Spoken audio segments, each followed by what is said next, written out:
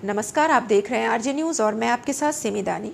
हिमाचल प्रदेश से लौटकर मुख्यमंत्री भूपेश बघेल हड़ताली कर्मचारियों को सीधी चेतावनी उन्होंने दी है और उन्होंने कहा है कि अब वे हठधर्मिता छोड़कर काम पर लौट आएं।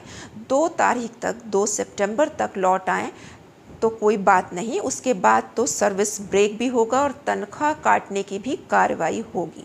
मुख्यमंत्री भूपेश बघेल ने कहा है कि कितने दिन तक हड़ताल करेंगे, अब वापस लौट आना चाहिए। 6% डीए तो पहले ही बढ़ा दिया है, अब हठधर्मिता छोड़ें और काम पर लौट आएं। भूपेश बघेल आगे कहते हैं कि कर्मचारी मुझसे मिलकर गए हैं, उसके बाद ही उन्होंने हड़ताल किया है। काम पर लौटें, उसके बाद मुझसे मिलें, इसमें मुझे कोई तकलीफ नहीं है। यानी मुख्यमंत्री से वे तभी मिल सकेंगे, अपनी समस्याओं को उनके सामने तभी रख सकेंगे जब वे काम पर लौट आएंगे। हड़ताल खत्म नहीं होने की स्थिति में कार्रवाई के सवाल पर मुख्यमंत्री ने कहा कि जो लौट आएंगे, जो कर्मचारी काम पर लौट आएंगे, उनके खिलाफ कार्रवाई नहीं होगी। जो आदेश है वह तो है, 1-2 तारीख तक ज्वाइन कर लें तो कार्रवाई नहीं होगी। उसके बाद सर्विस ब्रेक भी होगा और तनख्वाह काटने की भी कार्रवाई होगी। मुख्यमंत्री ने बुधवार दोपहर सोशल मीडिया के जरिए कर्मचारियों से हड़ताल खत्म करने की अपील भी की थी। उनका कहना था कि लोगों की आवश्यकता से जुड़े काम रुक जाने की वजह से जनता को असुविधा हो रही है, अतः आप सभी कर्तव्यों का निर्वहन करें। मुख्यमंत्री ने आगे लिखा कि हमारी सरकार कर्मचारी हित के लिए सदैव तत्पर है। पुरानी पेंशन योजना उसका एक उदाहरण है। राज्य के वित्तीय संसाधनों को देखते हुए हम कर्मचारियों के हित में सदैव निर्णय लेते रहे हैं और आगे भी लेते रहेंगे। 6% डीए तो पहले ही बढ़ा दिया गया है, अब हठधर्मिता छोड़े काम में लौटे। मेरे साथ मिल के गए थे, उसके बाद हड़ताल किए। पहले मिले तो मैंने कहा 6% डीए देंगे तो सब काम में लौट गए। फिर दूसरा ग्रुप आया तो मैंने कहा चलो काम में लौटो।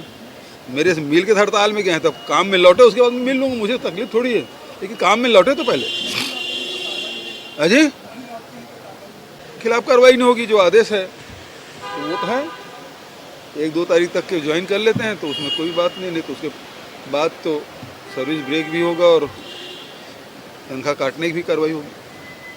ठीक है। सोमवार को ही सामान्य प्रशासन विभाग ने हड़ताल को सेवा आचरण नियमों के तहत कदाचार बताया था। इसमें कहा गया था कि जो कर्मचारी 25 से 29 जुलाई तक भी हड़ताल पर थे और अब भी हड़ताल पर बैठे हैं, उनका अवकाश स्वीकृत न किया जाए, उतने दिनों तक का वेतन भुगतान नहीं किया जाए और अनुशासनात्मक कार्रवाई के लिए लिखा जाए।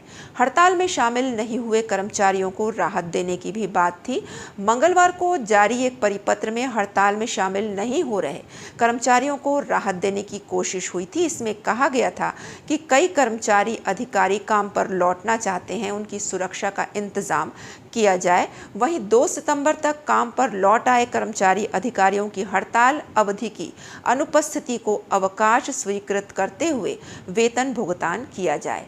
छत्तीसगढ़ के राज्य कर्मचारियों की यह हड़ताल भत्ता बढ़ाने की मांग के लिए यह हड़ताल की जा रही है। कर्मचारी संगठन कई महीनों से केंद्र सरकार की तरह 34% महंगाई भत्ता देने की मांग कर रहे हैं। उनकी मांग है कि इस दर तक पहुंचने के लिए उनका भत्ता 12% बढ़ाया जाना चाहिए। वहीं 7वें वेतनमान की सिफारिशों के मुताबिक मूल वेतन का 18% गृह भाड़ा भत्ता की मांग भी साथ साथ उठी है। जुलाई में 5 दिनों की हड़ताल के बाद सरकार ने महंगाई भत्ते में 6% इजाफे का आदेश जारी किया था। वहीं गृह भाड़ा भत्ता के लिए आश्वासन ही हाथ आया।